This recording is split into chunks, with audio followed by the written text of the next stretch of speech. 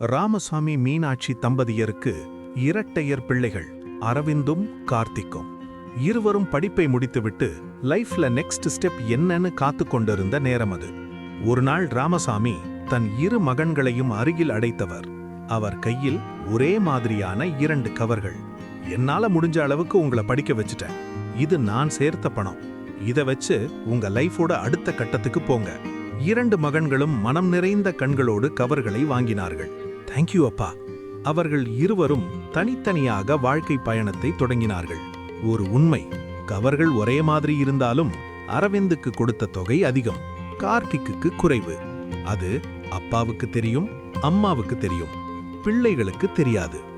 ஆனா மீனாட்சியின் மனசுக்குள்ள ஒரே ஒரு கேள்வி. நீங்க எது செஞ்சாலும் ஒரு அர்த்தம் இருக்கும், ஆனா ஏன் இப்படி பாகுபாடு?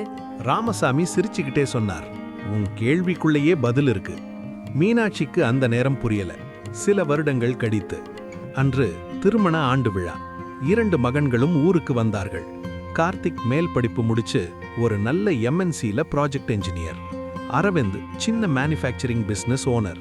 இருவரும் அம்மா அப்பாவுக்கு அழகான கிஃப்ட்ஸ் கொடுத்தார்கள். சில நாட்கள் பெற்றோர்களோடு கழித்துவிட்டு மீண்டும் ஊருக்கு கிளம்பினார்கள். முதலில் கார்த்திக் போனான். அடுத்த நாள் அரவிந்த் கிளம்பும் முன் ஒரு ஃபைலை அப்பா அம்மா கையில் கொடுத்தான். ஹாப்பி ஆனிவர்சரி அம்மா.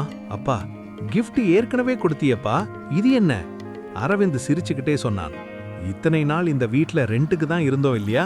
இப்போ ஹவுஸ் ஓனர் கிட்ட பேசி இந்த வீட்டையே வாங்கிட்டேன். இது உங்க பேருக்கு சேஞ்ச் பண்ண டாக்குமெண்ட்ஸ். ஒரு நிமிஷம் அந்த வீட்டில் முழு அமைதி. அடுத்த நொடி மீனாட்சியின் கண்களில் சந்தோஷ கண்ணீர். எப்படிப்பா? எனக்கு நீங்க கொடுத்த பணம் தேவைக்கு அதிகமா இருந்தது. அதுல பாதிய பேங்க்ல ஃபிக்ஸட் டெபாசிட் போட்டேன்.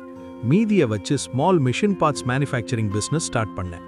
பிசினஸ் க்ரோ ஆனதும் FDல இருந்த பணத்தையும் இன்னொரு யூனிட்டுக்கு இன்வெஸ்ட்மெண்ட் பண்ணேன். அதுல வந்த ப்ராஃபிட்டை சேர்த்து தான் இந்த வீட்டையே வாங்கினேன்மா. அவர்களுக்கு சந்தோஷம் தாங்கல. அரவிந்த் போன பிறகு மீனாட்சி மெதுவா ராமசாமியை பார்த்து கேட்டாள், எப்படிங்க இவ்ளோ வருஷத்துக்கு முன்னாடியே இதெல்லாம் உங்களுக்கு எப்படி தெரிஞ்சது? ராமசாமி சிரிச்சுக்கிட்டே அவளை வீட்டு முற்றத்துக்கு அழைத்துச் சென்றார். இங்கதான் நம்ம பசங்க குளிப்பாங்க, நீ கவனிச்சிருக்கியா? ஆமா. கார்த்திக் பெரிய வாளையில தண்ணி நிரப்பி பாதி வேஸ்ட் பண்ணுவான். தீர்ந்ததும் இன்னொரு பக்கெட் எடுத்துக்குவான். ஒரு நாள் நான் அவனுக்கு சின்ன பக்கெட் தான் கொடுத்தேன். அவன் அழுதான், அடம் பிடிச்சான். ஆனா அதே பக்கெட்ல குளிக்க கத்துக்கிட்டான். அரவிந்த் பக்கெட் அளவையே மாற்றல, தேவையான அளவு மட்டும் தண்ணி எடுத்தான். மீதி தண்ணியை தினமும் மரத்துக்கு ஊத்துவான். அவர் கை காட்டினார்.